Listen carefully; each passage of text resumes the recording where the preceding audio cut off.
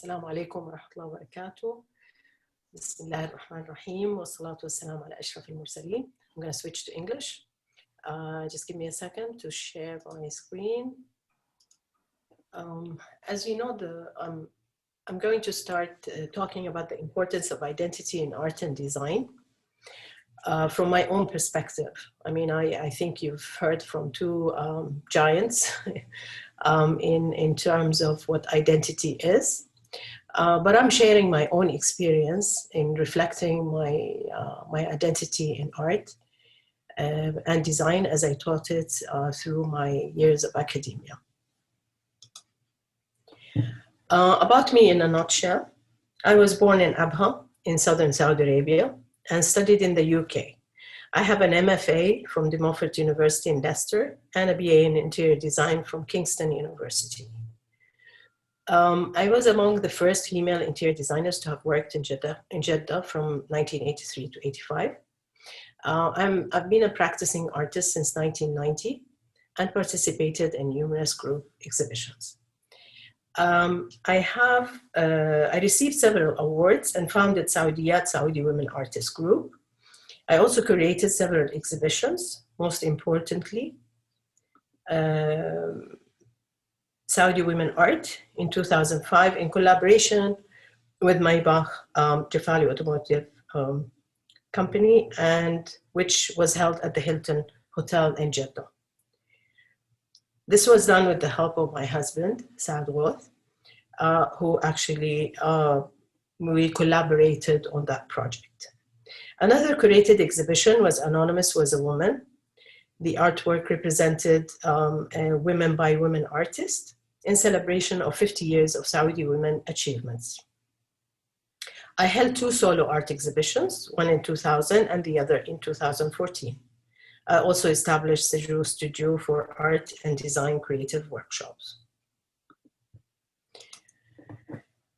I'm not going to go into detail of what constitutes an idea. I think you've heard enough. Sorry, I was reading the chat at the same time. It's a bit confusing. Okay, so I believe that an identity is made of internal and external factors. Okay, the internal factors we have no say about it because it's genetically embedded in us. We're born with it, inherited traits, our ethnicity, and also our gender.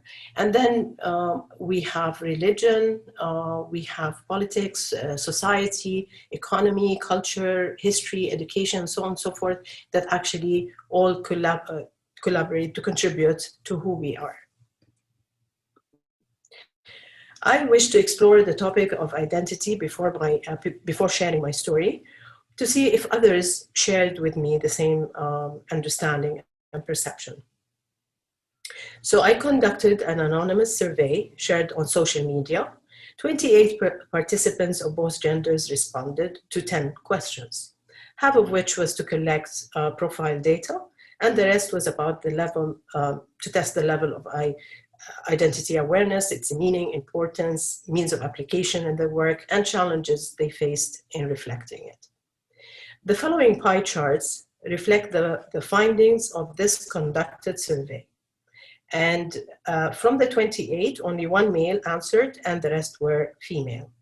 As for the age group, the majority were between 40 and 50 years old.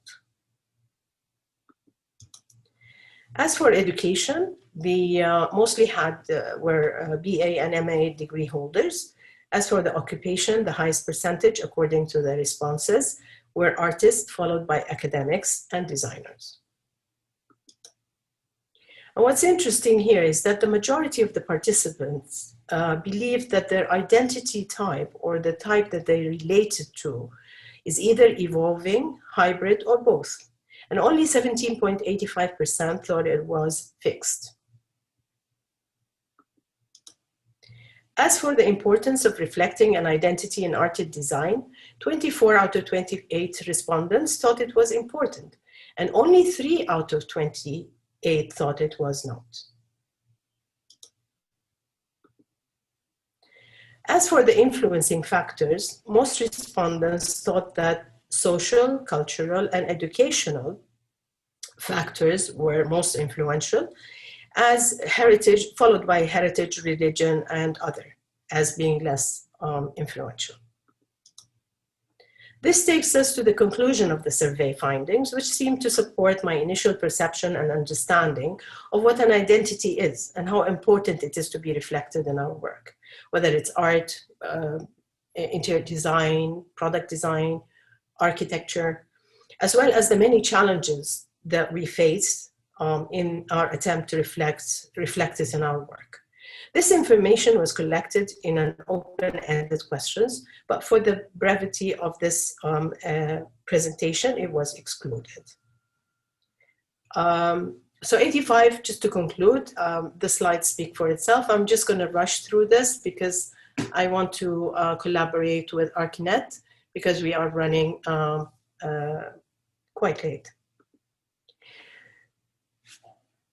So now I'd like to share my personal narrative on developing an identity in my artwork. The challenges, the process, as well as the questioning phase that I went through. To be able to narrate my experience in reflecting an identity in my art, I have selected artworks representing important phases in the process of developing my artistic identity. My art journey started way before 1990s, when I was 12. My parents realized that I was passionate about art, and I still remember the first color box that was given to me by my father, God rest his soul. But the year I exhibited at the public exhibition was 1990, and that marked the beginning of my professional career in art.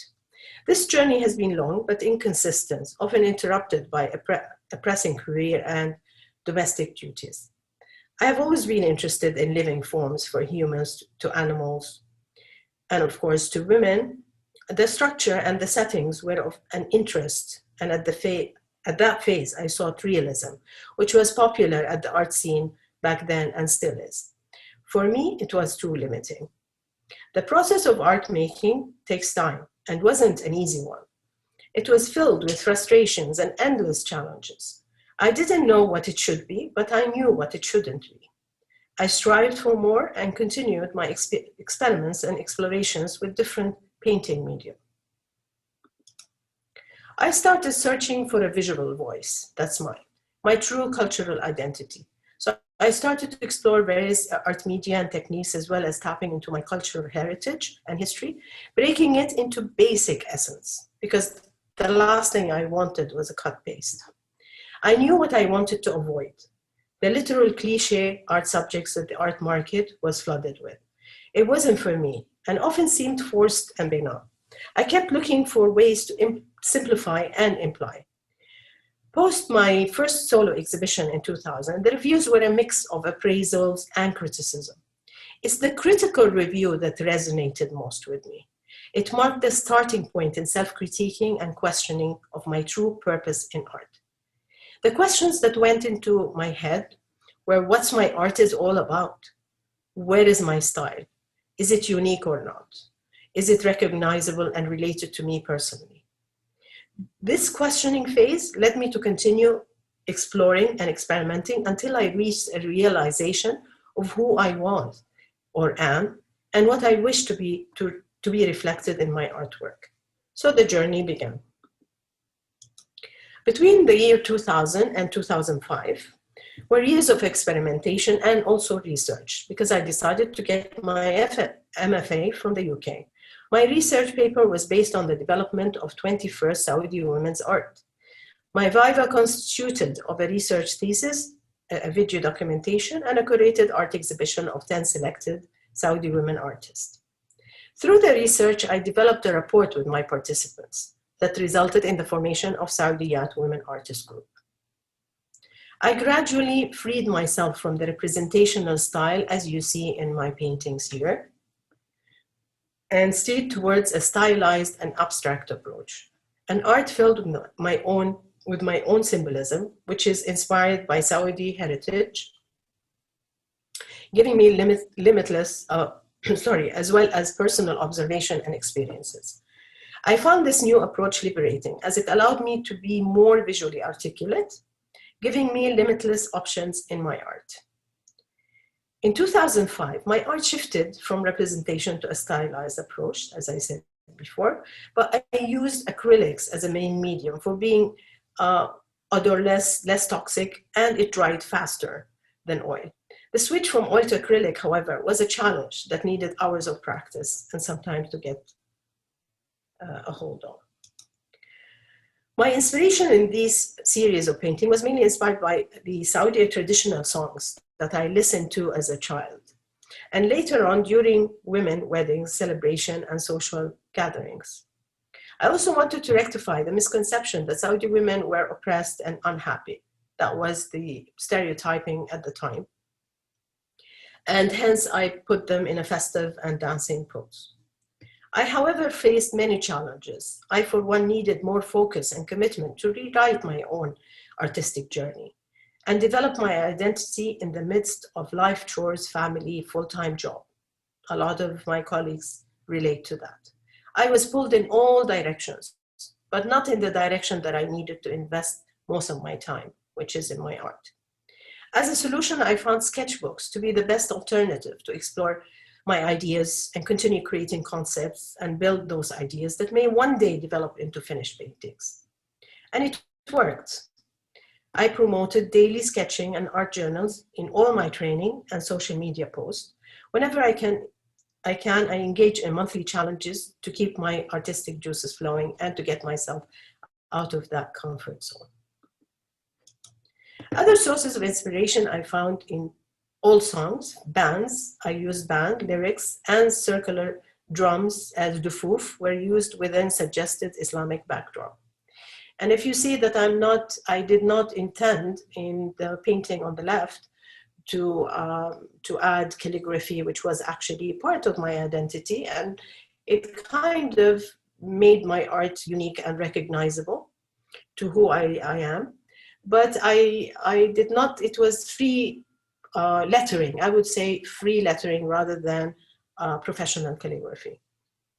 And here I don't know if you're familiar with Ahl Makkah, a song that's very popular. And it's one of the songs that I like. So basically I added the lyrics just to suggest that where that inspiration was coming from. As I matured in my perception of global art, I became aware of how art has shifted in its purpose, from mere skills and aesthetics to a language of expression and storytelling of personal experiences and emotions. It had to be my story for me to reflect an identity. I was so interested in that rather than trying to force an identity that wasn't there. In 2008, my inspirations came from cultural and Islamic elements, which were presented in my artwork, specifically the ones that you see above. From geometrical patterns inspired by Al-Gat technique of women of Asir, to crescents, palm trees, and arches. The head-covered women were deliberately lacking facial features to allow the audience to visualize their own narrative and make up their own stories and perception of the art presented. My color palette was influenced by my own Assyri roots. In 2012, the Camel series were inspired by my travel journeys with my family. I thought camels are an inseparable part of the Arab and Saudi culture. They're funny creatures and should be equally celebrated as much as the incense burner, al-mabkhara, and coffee pot, al-dalla. In 2014, this year was a breakthrough in my art. My style took a life of its own. I didn't have to put an effort to reflect a specific identity. I just trusted the process and followed my inner compass. Things just happened, and I finally felt in sync with my art making. The Patches series of my second solo exhibition, Mashi Mashi, and it's not a Japanese name. It is actually an Arabic name, which means to let go of conflicts that we have no control on or situations and be able to move on. I wanted to reflect the impact of such a saying on our social, on our relationships in a series of artwork. The techniques I used of mixed media and collage helped me to emphasize the multi-layers of the unresolved issues at different levels of our human interactions, and at the same time present it in an appealing and aesthetic way that was pleasing to the public. I no longer wish to produce art that highlighted academic art skills alone, and there was no turning point in my art journey either. However, I still practice realism in my sketchbook to sharpen my art and painting skills, a practice that will empower my stylized approach. In this painting, I depicted a woman standing against a gusty wind, while still holding her footing in a self-assured pose, representing the resilience of women in the Arab world that I witness around me all the time.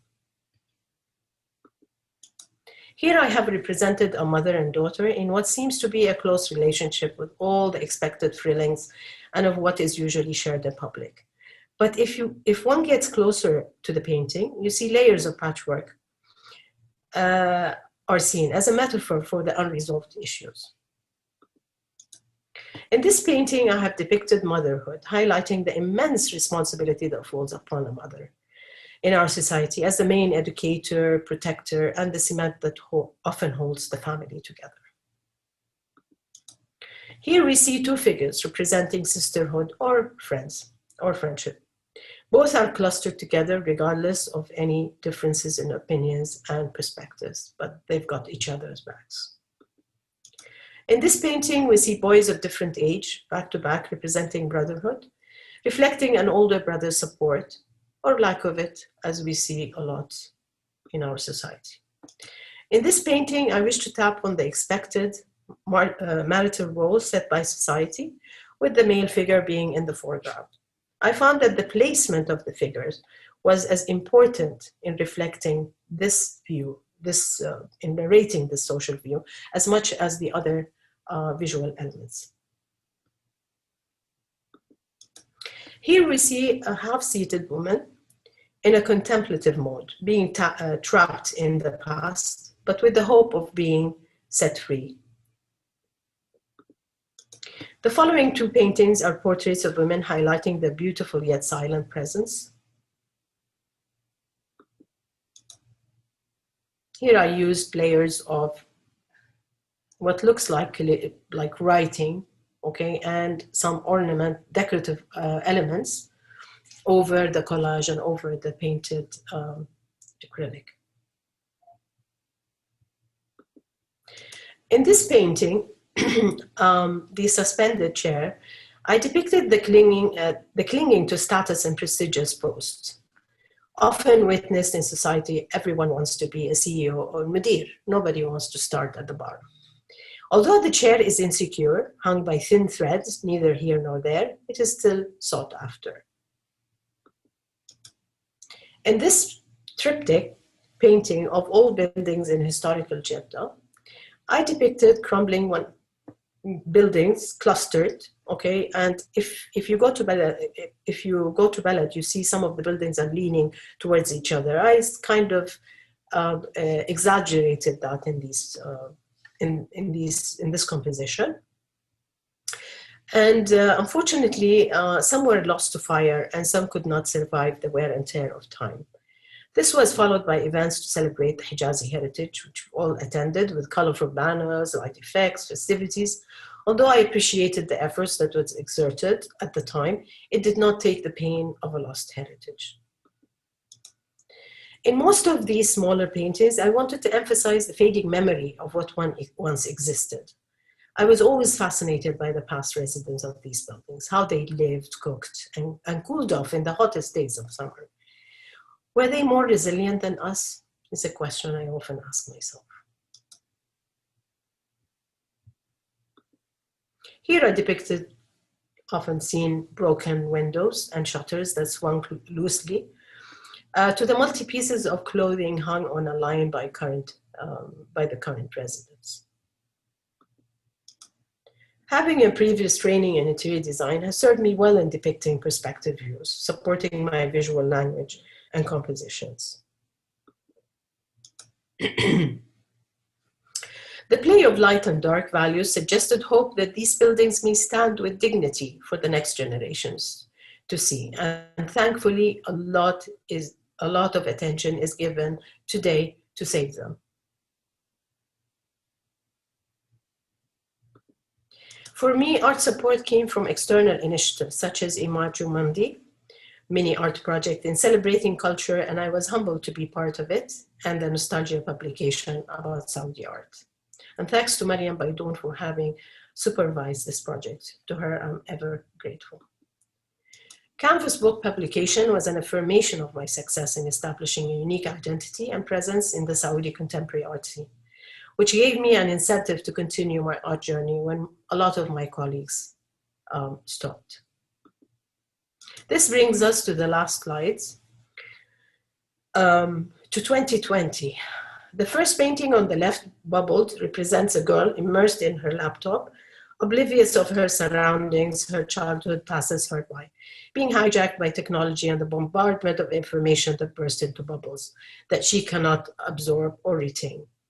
The second is a triptych painting representing struggling but resisting women who were uprooted, as we see in the news all the time, who in face of their hardship continue to move on or remain grounded. COVID-19's lockdown has been an eye-opener for me, a year to reset one's priorities and goals. My experience has further reshaped my identity and brought out realizations that I did not see before. COVID-19 has forced most of us to turn inwards. Soul-searching and contemplation became a daily routine. In addition, the world has turned completely virtual. Life as we know it became so surreal. We yearned for human interaction and the normalcy. Instead, we found ourselves isolated with technology. In conclusion, identity in art and design, although important to be reflected in one's work, it does so automatically, without too much effort on our part, as it is an extension of who we are and how we evolve. As the world evolves, so does our identity. And with the globalized world, most identities become hybrid. As creatives, we are selective in the representation of our identities that narrate our stories in a unique way.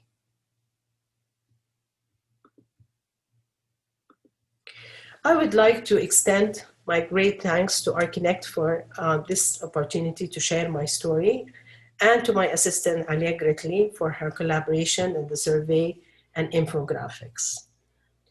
I would like also to extend my heartfelt thanks to all the attendees for their time and patience, and last but not least to my own family and friends for their continuous love and support. And thank you. Stay safe. Thank you, Ustaz Samia. We have a few questions here. I'm trying to find where the video is so I can turn. It's okay, you can keep it up. Okay. Yeah. Okay, so this question from someone, the name is not clear. How would you describe your process, blank canvas to finished painting? And the last question about how do you feel about the new media artwork primarily created digitally? Oh, that question is asked all the time.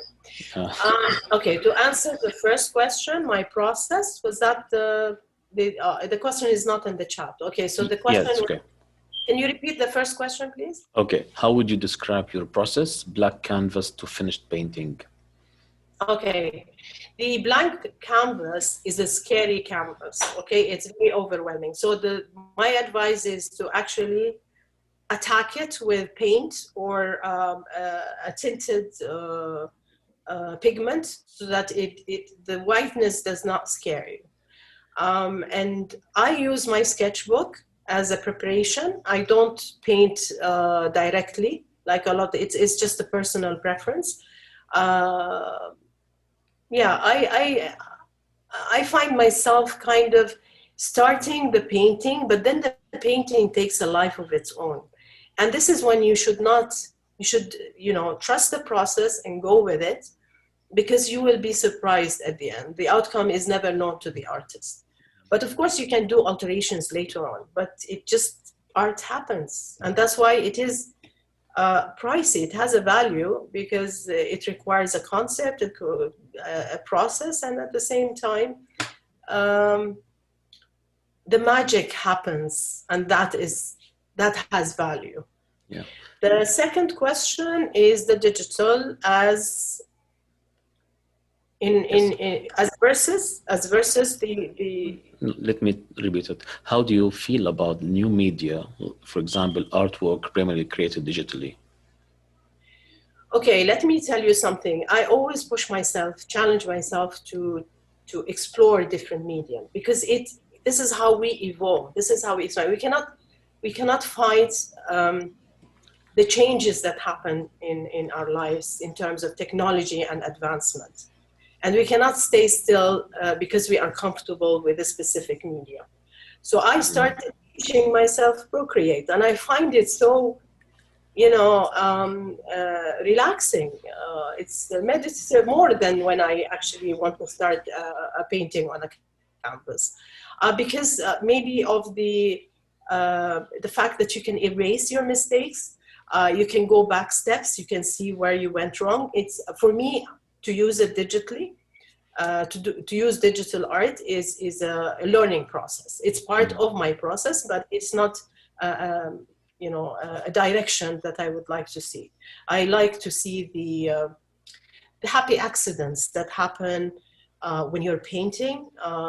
Naturally, the spills of paint, we call them happy accidents, and sometimes that can be magic on its own. Yes, I have an interesting question from Anwar. We can see that you have special colors in your paintings. How do you know that these are the colors that describe your identity? I love them. The fact that I can actually, the fact that I have chosen that color palette indicates that it is part of my preference, and my preference is me. You see, you cannot force. For example, if I see something on Pinterest, a color palette, okay, that I tend to like it, it's inspirational, but I can't force it into my art, because the colors is an element, a visual element that has to support the concept that I'm trying, the message that I'm trying to paint or bring across. Yes. Okay. Thank you, Ustazah Samia. You're welcome. نشوفك على خير. Thank you so much. Allah Thank you.